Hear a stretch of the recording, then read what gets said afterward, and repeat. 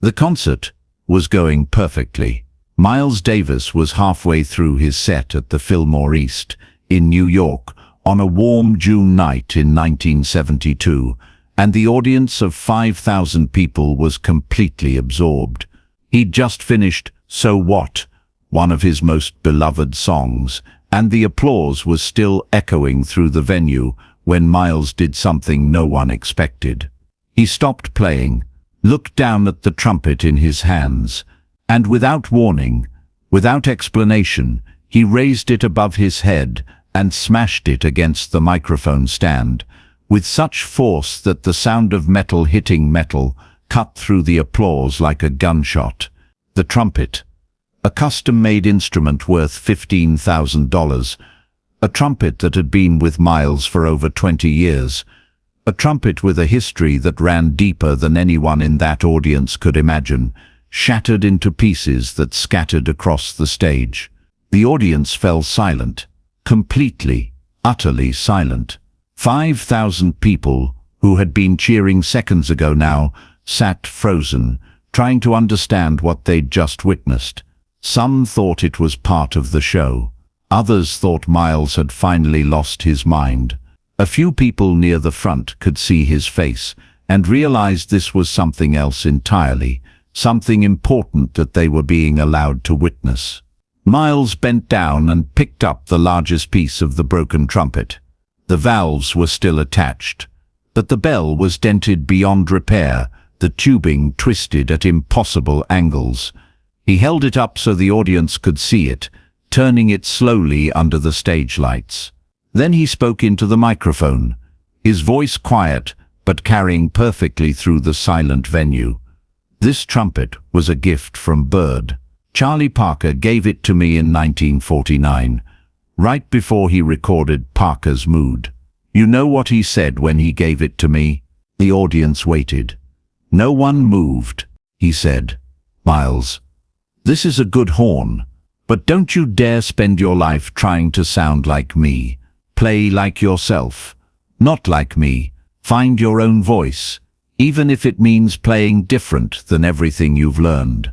Miles looked at the broken instrument in his hands.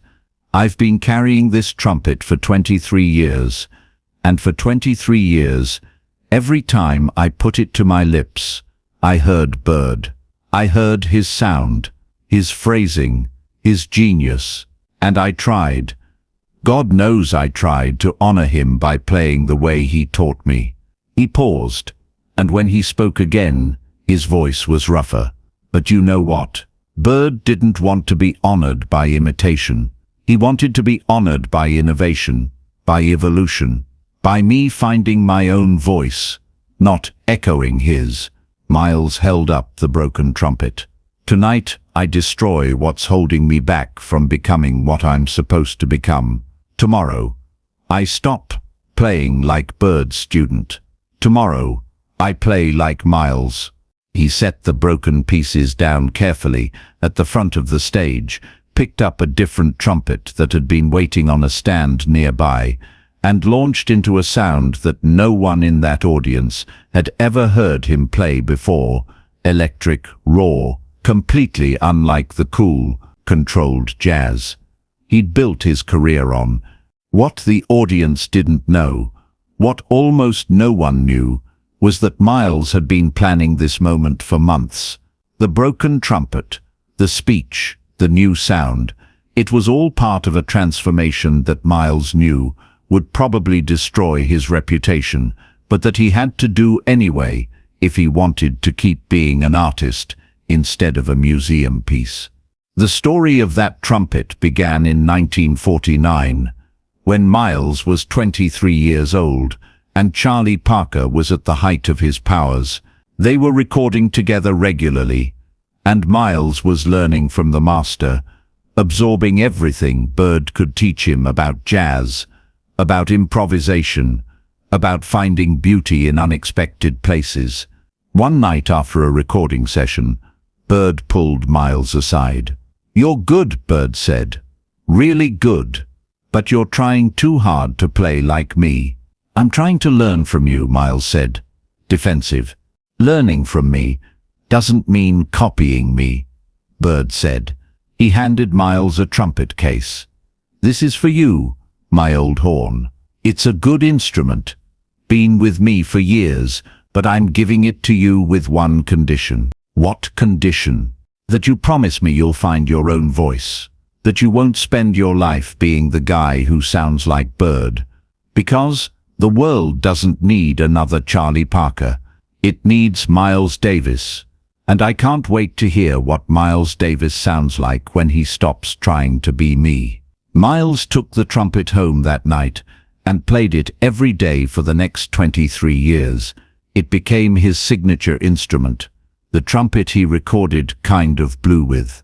The trumpet he played at the 1964 World's Fair. The trumpet that was on the cover of 3 different album releases. But Bird's words haunted him. "Find your own voice. Stop trying to be me." Because the truth was, Miles hadn't stopped trying to sound like Bird. Oh, he'd developed his own style. The cool jazz sound that made him famous. The modal approach that revolutionized the genre. But underneath all of it, Miles was still playing within the framework that Bird had created. Still using the language that Bird had invented. Still being, in some fundamental way, Bird's student. By 1971, Miles was 45 years old and feeling trapped. Jazz had moved on without him. Rock music was dominating the culture. Miles's audiences were getting older, more conservative, more interested in hearing the old hits than in hearing anything new. And Miles was bored. Desperately, creatively bored. He'd mastered cool jazz. He'd mastered modal jazz. He'd mastered everything he'd set out to master. And now he felt like he was just repeating himself, playing variations on songs he'd written 20 years ago for audiences who wanted to hear exactly what they'd heard before. "I feel like a tribute band," Miles told his producer, Teo Macero, during a session in early 1972, "a tribute band to my own career. And I hate it, so change it," Teo said. "How?" "Everyone wants me to sound like the Miles Davis sound. They don't want evolution. They want preservation." Teo thought about that. "Then maybe you need to do something so dramatic that you can't go back. Something that forces you to move forward whether people like it or not." That's when Miles thought about Bird's trumpet, the instrument he'd been playing for 23 years, the physical manifestation of his connection to Charlie Parker and to the entire tradition of bebop jazz. What if he destroyed it? Not in anger, but as a statement, as a way of severing his connection to the past, so he could finally, truly, find his own voice the way Bird had challenged him to do 2 decades earlier. The idea terrified him. That trumpet was worth a fortune. It had history. It had meaning. Destroying it would be seen as sacrilege by jazz purists. But the more Miles thought about it, the more it felt right. Necessary. Even. He started planning the Fillmore East concert. He'd play his old sound for the first set. All the hits, all the familiar songs. Give people what they came for. But then, in the middle of the second set, he'd break the trumpet, explain why, and finish the show with a completely new sound, using a different instrument. His band thought he'd lost his mind. "You're going to destroy a $15,000 trumpet on stage?" his drummer asked. "It's not about the money," Miles said. "It's about making a point I can't unmake. If I destroy that trumpet, I can't go back to playing the old way. I'll have to move forward. The critics are going to crucify you. Let them. I'd rather be crucified for doing something new than praised for repeating something old." The night of the concert, Miles was more nervous than he'd been in years.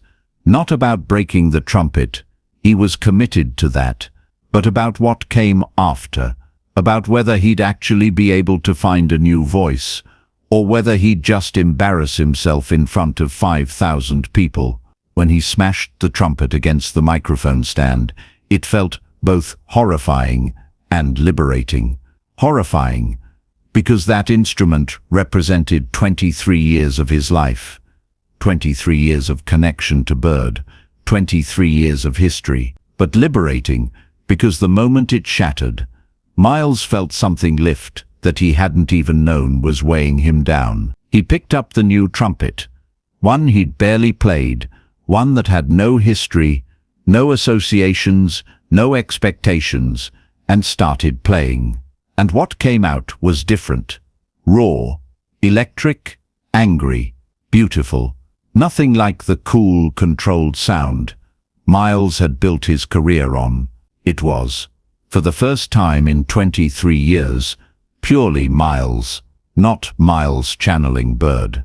Not Miles working within the jazz tradition.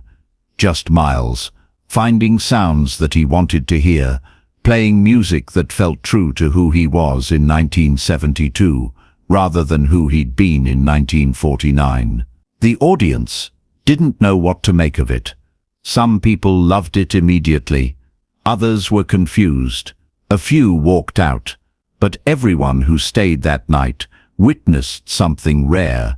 An artist destroying his own legacy in real time to make room for something new. The reviews the next day were brutal. Miles Davis destroys more than his trumpet at Fillmore East, read one headline. Critics called the performance self-indulgent, confused, a betrayal of jazz. The New York Times ran a scathing review that essentially accused Miles of having a midlife crisis on stage. Miles didn't care. He was too busy working on what would become On the Corner, an album so different from anything he'd done before that Columbia Records didn't know how to market it. It was electric, funky, influenced by rock and African rhythms, and anything but traditional jazz. The album flopped commercially. Critics hated it. Jazz purists said Miles had sold out. Rock fans said he was trying too hard to be young. It satisfied no one except Miles himself. But here's what happened next. A generation of musicians who'd been listening heard what Miles was doing. They heard an artist choosing artistic freedom over commercial success. They heard someone refusing to be imprisoned by his own past achievements, and they were inspired. Musicians who would go on to pioneer fusion, electronic music, hip-hop, they all pointed to On the Corner as a turning point. Not because it was Miles's best album, it wasn't, but because it showed that even the most successful artists could choose to blow up their own formula and try something completely different. Herbie Hancock was at that Fillmore East concert. Years later, he said, "When Miles smashed that trumpet, I understood something I'd been struggling with. I'd been trying to honor my heroes by sounding like them, but honoring them actually means taking risks the way they took risks. Being willing to fail the way they were willing to fail." Hancock's next album, Headhunters, took the lesson from Miles and created something revolutionary. Same with Weather Report, with Return to Forever, with dozens of other musicians who realized that being true to jazz's legacy meant being willing to destroy what jazz had been to discover what it could become. Miles himself never regretted breaking that trumpet. In a 1985 interview, he said, "Bird gave me that horn and told me to find my own voice. Took me 23 years to really hear what he meant. He wasn't giving me his trumpet to preserve his sound. He was giving me his trumpet so I could destroy it when I was ready, so I could move past trying to be him and finally just be me." The interviewer asked if he missed that trumpet. Miles smiled. "Every day. But you know what I'd miss more? Spending my whole life playing it safe." Bird didn't play it safe. That's what made him Bird. The trumpet he gave me, the gift wasn't the instrument. The gift was the permission to destroy it when I needed to. Today, pieces of that broken trumpet are in the Smithsonian. The museum display includes the story of why Miles broke it, along with a quote from Charlie Parker. "Don't you dare spend your life trying to sound like me." Next to it, there's a photo from that Fillmore East concert, Miles holding up the broken trumpet, explaining to 5,000 people why sometimes you have to destroy what you love to become who you're meant to be. The lesson isn't that everyone should smash their instruments or blow up their careers. The lesson is simpler and harder. Sometimes, the thing holding you back from growth isn't your limitations, it's your strengths. It's the thing you're already good at, the thing people already love about you, the thing that's safe and proven and successful. And sometimes, becoming who you're supposed to become requires destroying that safe, successful thing to make room for something riskier and truer. Miles Davis didn't become a better musician by breaking that trumpet. He became a freer one. And in the end, that freedom, the willingness to risk everything to find his own voice, turned out to be more valuable than any instrument, any technique, any success he'd already achieved. If this story spoke to you, if you've ever felt trapped by your own success or held back by trying to honor the past, share this video. Someone needs to hear that it's okay to destroy what's holding you back, even if what's holding you back is something precious. Subscribe for more stories about artists who chose growth over safety, truth over comfort, and their own voice over everyone else's expectations.